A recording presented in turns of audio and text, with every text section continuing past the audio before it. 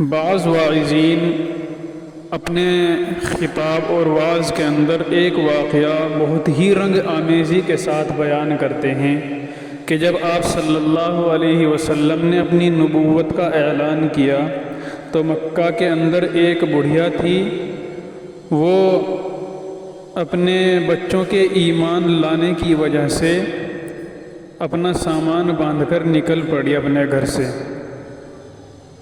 اور جو اس کے سامان کا گٹھڑ تھا اس کو اٹھانے والا کوئی نہیں تھا۔ تو راستے میں آپ صلی اللہ علیہ وسلم سے اس کی ملاقات ہوئی۔ آپ صلی اللہ علیہ وسلم نے اس عورت سے پوچھا کہ کدھر جا رہی ہو؟ اس بڑھیا نے کہا کہ مکے میں ایک جادوگر آیا ہے جسے لوگ محمد کہتے ہیں اور نبی کہتے ہیں، میرے لڑکے بھی اس پر ایمان لے آئے۔ تو وہ عورت آپ صلی اللہ علیہ وسلم کو نصیحتیں کرنے لگی کہ اے میرے بیٹے، تو بہت بھولا بھالا ہے، تو اس کے چکر میں نہ پڑ جانا اور اس پر ایمان نہ لے آنا۔ میں نے سنا ہے کہ جو بھی اسے دیکھتا ہے وہ فوراً اس کی بات کو مان لیتا ہے اور اس کے چکر میں پڑ جاتا ہے۔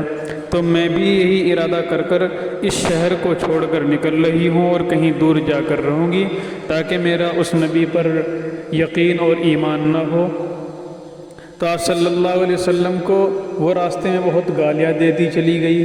جب آپ صلی اللہ علیہ وسلم نے اس کا سامان نیچے رکھا جہاں پر اس کو جانا تھا، جہاں اس کی منزل مقصود تھی، تو اس عورت نے نام پوچھا نبی کا، تو انہوں نے بتلایا کہ میں ہی وہ محمد ہوں جس کو آپ گالیاں دیتی ہوئی آ رہی ہو پورے راستے۔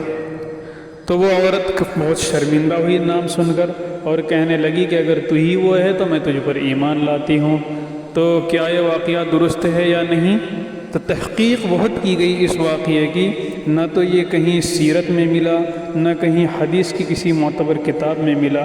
بظاہر ایسا معلوم ہوتا ہے کہ یہ غیر محتاط واعظین کی طرف سے پھیلائی گئی روایت ہے۔ تحقیق کے بغیر ایسی باتوں کو بیان کرنا جائز نہیں ہے۔ بہت ساری کتاب میں یہ واقعہ نقل کرنے کے بعد اس کو جھوٹا واقعہ بتلایا گیا ہے۔ اللہ تبارک و تعالی ہمیں جھوٹ سے ہماری حفاظت فرمائے۔